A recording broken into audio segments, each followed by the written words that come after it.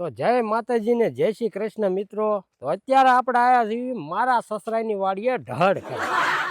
આ જો હે ને આ એમની સોડી હે ને ઊભી ઊભી ઢહડ કરે હે। બાપના આમ તો 15 દી અમે ઘેરે રહેવી છીએ। 15 દી તો હારે વાડીએ નકરો ઢહડ જ કરવી છીએ। અમારા કાંઈ ખર્ચો જ નથી બોલો। ખાલી ને ખાલી ખર્ચામાં ગણવી ને એમ હે ને ખાલી તેલનો ડબ્બો લાવી એટલું જ તે, બાકી ખાવી આઈ નહીં જો એમ જો ને લગનનો ખર્ચો છે ને તે બાકી અહીંયા જ રેવી સીવી। હા બાકી એમાં લગ્નનો ખર્ચો થયો એ અમે સમૂહમાં કરી નાખ્યા હતા એટલે એ ખર્ચો નથી ને બાકી આઈને પડ્યા રહેવી અને આ ઢહડ કર્યા રાખે। હું ઉતારે આ જો મસ્ત મસ્ત ભીંડો ઉતારું છું, આખી થાય ને એવી શીંગું છે મસ્ત, પછી તમને ખવડાવીશ આખા ભરેલા ભીંડાનું શાક। એટલે મને ભીંડાનું શાક ખવડાવશે એટલે મને થશે મસા, એટલે એને મજા આવશે। મસા નહીં, આ ભીંડો ચીકણો હોય ને આની જેવા તમે ચીકણા છો એટલે તમને ભીંડો ખવડાવું ને તો વધારે ચીકણા થાવ। બાપના આમ જો આટલા બધા પ્રમોશન કરું ને હરામ જો 1 રૂપિયો વધવા દીધી હોય બધું તળિયા ઝાટક કરી નાખ્યું મારું બધું। આય મેં કર્યું છે ત્યાં જ કર્યું અને કોઈને કર્યું છે? તમે મને કપડાં લાવી દો હારા એમ કહો હાલો। દર ત્રીજા દિવસે મારે એને 2000 રૂપિયા વાપરવા આપવાના અને બાપના સમજો 2-3 દી થાય ને પૈસા ખૂટી ગયા, 2-3 દી થાય ને પૈસા ખૂટી ગયા પણ નાખે ક્યાં એ નથી ખબર પડતી, કયા ગલ્લામાં ભેગા કર્યા।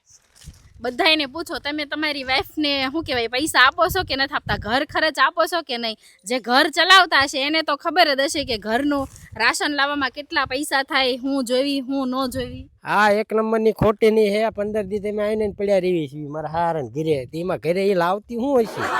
શાકભાજી કોઈ દી લેતા નથી ભાડે, અહીંથી તો બધું મફતમાં ઉપાડે। જો ગુવાર હોય, ભીંડો હોય, બરોબર, પછી મગ હોય, લીલા ચોળી હોય, તો પછી બટેકા લાવવાના હોય, મરચા લાવવાના હોય, ટમેટા લાવવાના હોય, એવું બધું તો લેવું પડે કે નહીં?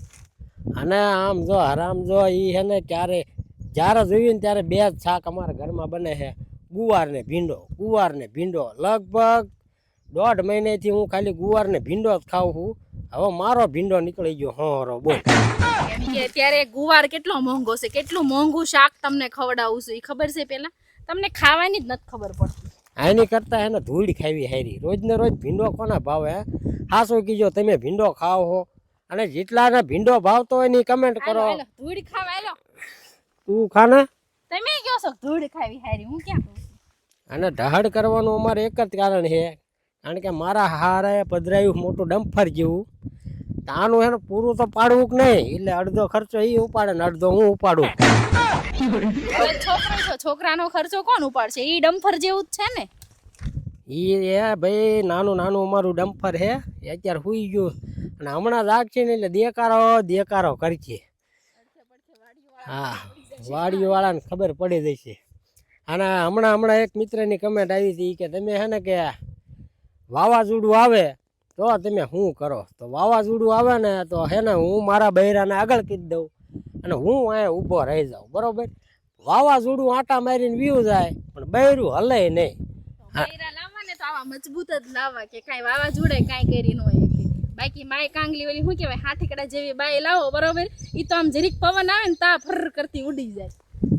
બાકી પટલા બૈરાનો ફાયદો એવો છે કે ભી પડે ને તો એ ભાગી એકે, આ ભાગી ન એકે, આ ફદક પડી જાય આવા ડમ્પર જેવા ઝાડિયા। એટલે બાઈઓ હંમેશા પાતળી લાવવાની, આવા મોટા ડમ્પર જેવા ને આમ જો। હા તો તમારે પાતળી લાવી હોય તમારે, બરોબર, તો હજી લાવી શકો છો। હું જોઈ મારા બાપાની વાડી ઘણી બધી છે, હું એને મજાનું કામ કરીશ ને મારા છોકરાને સડિયું બડિયું ધોઈને મજા કરીશ। છોકરાની બહુ વાળી સડિયો કોઈ દી અડતી નથી ભેગી, જઈને મજા કરી। હાલો ત્યારે મિત્રો મળીશું નવા બ્લોગમાં। આજના બ્લોગમાં એટલું જ તે, ખોટું બૈરું મગજ ખાય છે એટલે હે ને નવા બ્લોગમાં મળીશું, બરોબર? અને નવા હોય તો લાઈક શેર ને સબસ્ક્રાઈબ કરી નાખજો, અને ફેસબુકમાં જોતા હોય તો બાપના આમ ફોલો કરવાનું ભૂલતા નહીં હો। આવા નવા બ્લોગ હું લાવતો રહીશ। જય માતાજી।